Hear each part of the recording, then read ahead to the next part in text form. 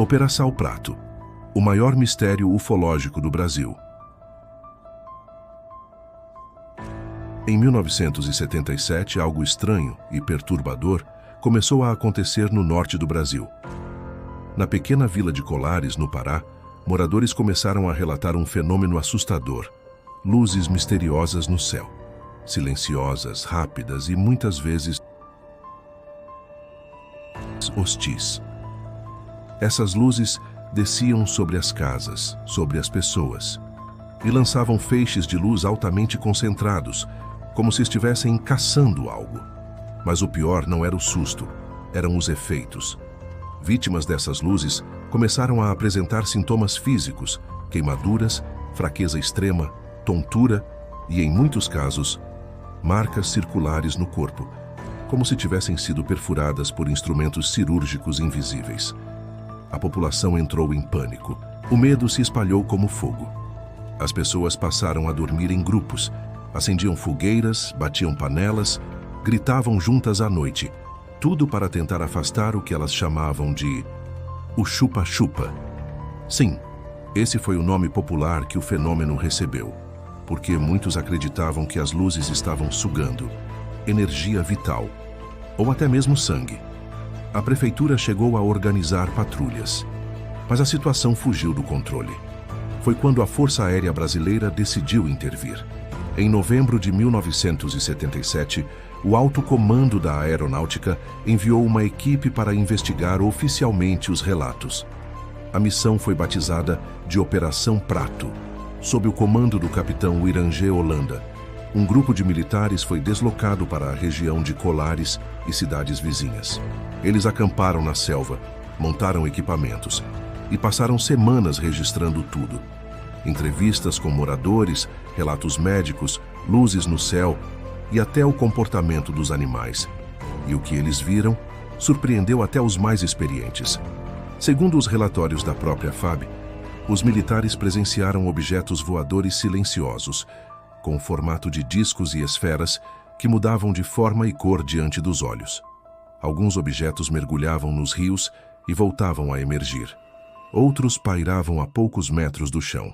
Mais impressionante, as luzes pareciam reagir à presença humana. Quando alguém apontava uma lanterna ou subia no telhado para observar, os objetos se afastavam, ou em alguns casos, se aproximavam ainda mais. A equipe registrou mais de 500 fotografias, filmagens em 8mm, relatórios detalhados. Mas apesar de tudo isso, em dezembro daquele mesmo ano, a operação foi encerrada. O relatório final dizia que não havia risco, nenhuma ameaça identificada, mas não explicava o que eram aquelas luzes. Durante décadas, os documentos da Operação Prato ficaram em sigilo. Somente nos anos 2000, parte dos arquivos foi liberada ao público, graças à pressão de pesquisadores e ufólogos brasileiros. Mas grande parte dos documentos segue classificada até hoje. O mistério, no entanto, só aumentou. Em 1997, já aposentado, o próprio capitão Irangê Holanda deu uma entrevista histórica para a revista UFO. Nessa entrevista, ele confirmou tudo. Sim, nós vimos objetos reais. Eles eram inteligentes e eles não eram da Terra. Segundo ele, os militares presenciaram tecnologia que não pode ser explicada nem com os recursos mais avançados da época. Holanda parecia convencido de que a Força Aérea sabia mais do que divulgava. Mas o que mais chamou a atenção foi o que aconteceu depois. Poucos meses após essa entrevista, o capitão Holanda foi encontrado morto, enforcado com o cinto de seu roupão, dentro do quarto de sua casa em Cabo Frio. A versão oficial foi suicídio, mas para muitos, isso foi apenas o fim trágico de alguém que ousou falar demais. Até hoje, a Operação Prato é considerada o maior caso ufológico oficialmente investigado por um governo militar em todo o mundo. Não se trata de rumores, nem de lendas populares. Há relatórios, fotografias, vídeos e testemunhos documentados por oficiais do Estado. E ainda assim, o caso permanece envolto em silêncio e mistério. Foi uma experiência coletiva? Um experimento secreto?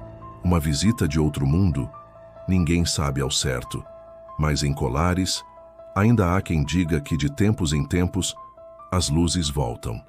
Se gostou, deixe seu like. Se tiver coragem, se inscreva. Não se esqueça, a verdade está lá fora.